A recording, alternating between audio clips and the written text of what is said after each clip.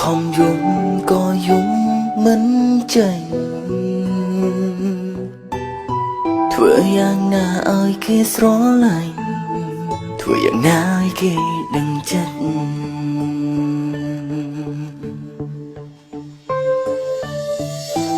តើថ្ងៃណាអាចប្រាំគេឬក៏ត្រូវលាក់អារម្មណ៍មួយជីវិតមិនចង់ប្រឆាំងនឹងការពិតព្រោះគេទុកយើងត្រឹមបងប្រងធ្វើយ៉ាងណាបើឃុំក្បាលនៅបារម្ភមិនភ្លេចគេសងទុំបីដឹងខ្លួនថាខំ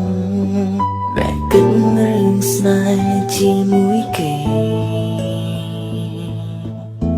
អារម្មណ៍ខ្ញុំពេលនេះយ៉ាប់ខ្លាំងណាស់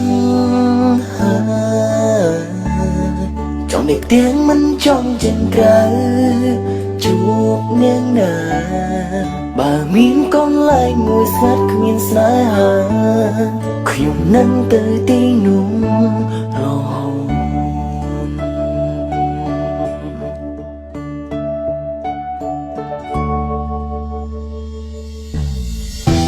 តើថ្ងៃណាអាចប្រាំងគេឬក៏ត្រូវលាក់អារម្មណ៍មួយជីវិតមិនចង់ប្រឆាំងនឹងការពិតព្រោះគេទុកយើងត្រឹមបងប្រងធ្វើយ៉ាងណាបើឃុំក្បាលនៅបារម្ភមិនភ្លេចគេសងទុំបីដឹងខ្លួនថាខំតែគិតរឿងស្នេហ៍ជាមួយគេអារម្មណ៍ខ្ញុំពេលនេះយ៉ាប់ខ្លាំងណាស់ចង់នេះទៀងមិនចង់ចេញក្រៅជួបនាងណាបើមានកន្លែងមួយស្ងាត់គ្មានស្នេហាខ្ញុំនឹងទៅទីនោះរហូត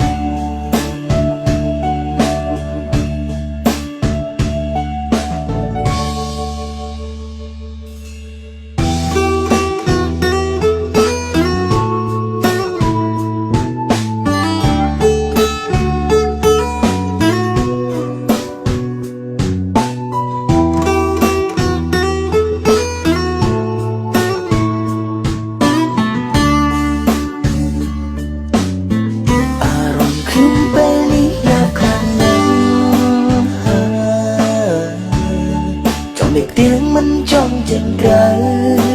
ជួបនាងណា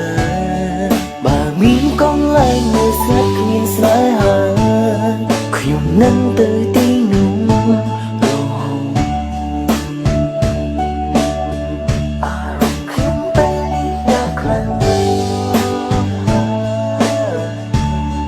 ចង់នេះទៀងមិនចង់ចេញក្រៅមានកន្លែងមួយស្ងាត់គ្មានស្នេហាខ្ញុំនឹងទៅ